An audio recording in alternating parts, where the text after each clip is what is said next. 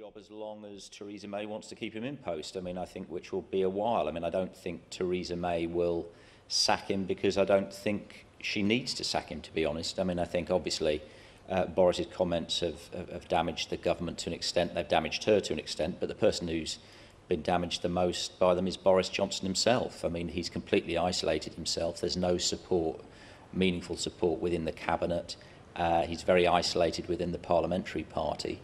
So I suspect she will just leave him twisting in the wind very much as he did that time famously when he was mayor. Owen Jones? Yeah, I mean, Theresa May has lost her authority. She's unable to sack people who are, frankly, quite clearly undermining her very limited authority in public. We've seen now Amber Rudd yesterday slapping him down, the Home Secretary, for backseat driving, and now Theresa May, the Prime Minister, slapped him down too. Look, the reality is he has to go. It's an embarrassment to this country internationally that this man is our representative on the global stage. That £350 million figure, which the Leave campaigns, the official Leave campaigns promised during the referendum, the only time that figure, that lie, that con, that dishonesty, that deceit should ever be heard is from their mouths, is to apologise to the nation for lying. There was no £350 million extra. It didn't take into account the rebate we got from the European Union, and it didn't take into account the money we'd have to spend on various initiatives which are currently pulled through the European Union. I'm afraid it undermines our democracy when politicians throw around those statistics. The other point about that column, that awful column, is the attack to young people in this country for having, pro-EU young people, for having split loyalties. We've heard people who don't agree with the Tories' Brexit policy denounced variously as saboteurs and enemies of the people and unpatriotic and all the rest. And I think, given the Tories have lost the support of the vast majority of young people, insulting them as unpatriotic hardly seems helpful to me either. But there's a whole litany of reasons why he should go. His whole history, he got sacked twice for lying, once by a newspaper editor, once by his own party leader. He described black people as pickaninnies with watermelon smiles. He said if we had equal marriage, then why not have two men marrying a goat or a horse? I can't remember which. His continued presence as our chief representative on the global stage, which he should never have been appointed to by Theresa May, is embarrassing, and it's shameful that he had to be slapped down by the head of the Statistics Authority for continuing to do anything other than grovel and apologise for that figure, the false £350 million figure in the first place. Dan Hodges, I mean, he does appear at the moment most certainly to be a lame duck foreign secretary, even though he is at the United Nations representing the United Kingdom at the moment. Bit of a challenge when in the middle of Brexit negotiations, isn't it? Well, I mean, I think one of the reasons why we've had this outburst from Boris is, it's pretty much an open secret within Westminster that he's been marginalised during those discussions. Now, allies of Boris might say that's why they're not been proceeding that well, but the reality is he's always been very much tangential to the discussions.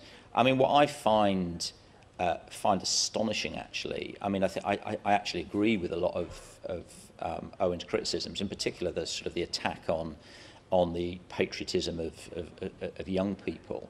And I mean, it's not so long ago that Boris Johnson was actually something of a poster boy for modern progressive conservatism. That's how he managed to win 2 successive elections in what is, as we now know, is the Labour stronghold of London, and why he has sought to rebrand himself as a sort of Jacob Rees-Mogg without the principles is frankly beyond me. But I mean, he's done it. That's the reality. And as you say, he's a lame duck, I think, as a foreign secretary and as a frontline politician now. Yeah, Owen Jones, he broke cover too early, didn't he? I mean, he is still popular, though, amongst many of, maybe not the rank and file of the Conservative Party, but a lot of young people like Boris. I don't think that's true at all anymore. I think Dan's right. That probably was the case in the past. Boris Johnson's popularity has collapsed because he was seen over Brexit to have taken an unprincipled position because he thought that would best benefit his political career. Look, he wrote that article basically setting out his leadership stall on the day of a terrorist attack. How crass is that? And the truth is, this country is in a right old state, right old mess, and it's because of the manoeuvrings of Tory politicians calling the referendum to assuage divisions within the Conservative Party, and then calling a snap general election to wipe out the Labour Party, which backfired, and has reduced this country to something of a laughingstock. It's a great country, but it is seen it's not taken particularly seriously by the very 27 European Union governments we need to negotiate a Brexit deal with, and that is hardly helped by the likes of Boris Johnson, who chose the day of a terrorist attack on the people of this country to set out a leadership stall and undermine an already fatally weakened Prime Minister. And I just think it's beginning to rile a bit, where the Tories continue, they set the house on fire, then they say they're the only ones who can set the fire out. Continually partisan manoeuvrings on the part of Conservative politicians like Boris Johnson. The future of this country is at stake. This is, at the moment, the most serious crisis that we've had since the end of the war. It's a very delicate crisis. It has to be managed very well. It's not going to be managed well if you've got continued manoeuvring, selfish manoeuvrings by people who are looking after their own career, not the future of the country. Dan Hodges, I can't remember, was it Dennis Healy who said don't examine your entrails in the midst of battle? And is that not what we are doing? Just looking at pictures as I'm talking to you of Boris meeting Donald Trump over at the UN. So on the world stage, he's still seen as, you know, a major representative for the United Kingdom.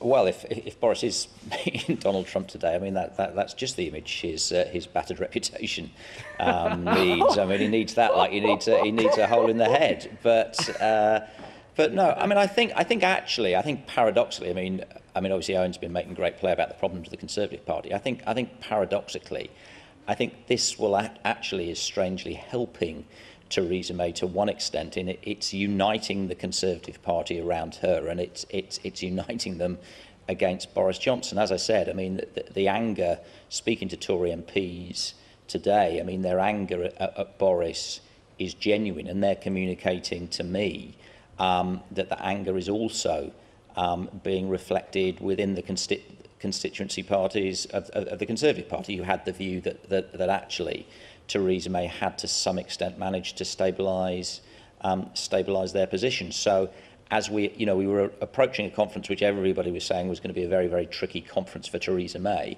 I mean, obviously, to an extent, it still will be, but I also think it's going to be quite a tricky conference for Boris Johnson. It'll be very interesting to see now what reaction he gets from the rank and file when he sweeps into Manchester. So he's gone too early as far, Owen Jones, as far as being the next leader of the country, and perhaps, well, maybe the party, but probably the country as well, is concerned. And so you are gunning for people like Amber Rudd, who was pretty impressive yesterday.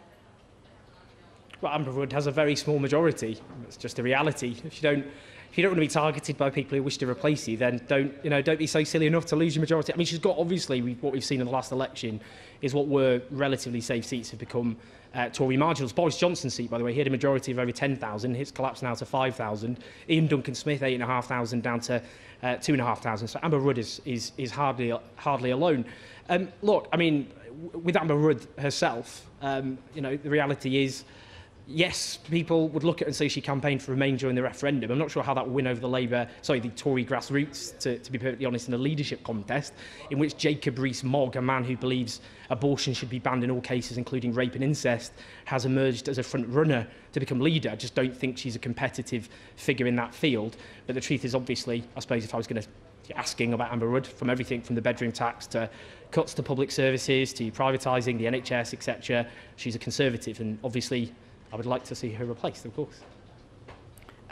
I'm sure you would, but I'm not sure. Was that the question? I didn't know what you asked, sorry. My question was, you're obviously targeting Amber Rudd because you think she's quite a threat. Well, no, I don't, I'm afraid. I just don't, because I don't think she's very likely to become leader in a party in which the favourite is, at the moment, Jacob Rees-Mogg. I don't think the Conservative grassroots understand the scale of their problem, that Labour have a 52-point lead amongst 18 to 24-year-olds.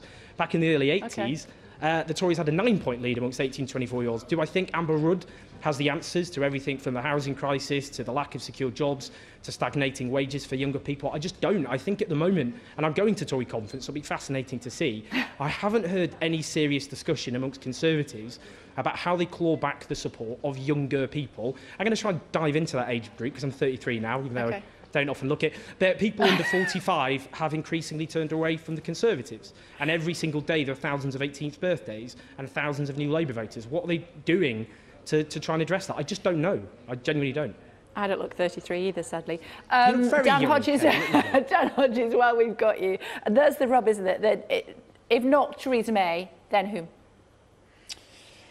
Well, I mean, I think part of the problem for the Conservatives is there isn't an obvious replacement for or anybody that would change their fortunes. I mean, I do think, I mean, I wrote it about it a bit this weekend. I do think there is a growing mood within the Conservative Party, within the parliamentary party and amongst grassroots Conservatives that when the time comes, it may be approaching a point where they need to skip a generation and start to look at some of the stable of younger Tories, but it will take time. It will take at least 2 years for some of them to come through, which is why Theresa May's reshuffle, not just about whether she dumps Boris, but whether she brings through some of the newer generation, is going to be fascinating. You didn't frankly have the balls to put country before party.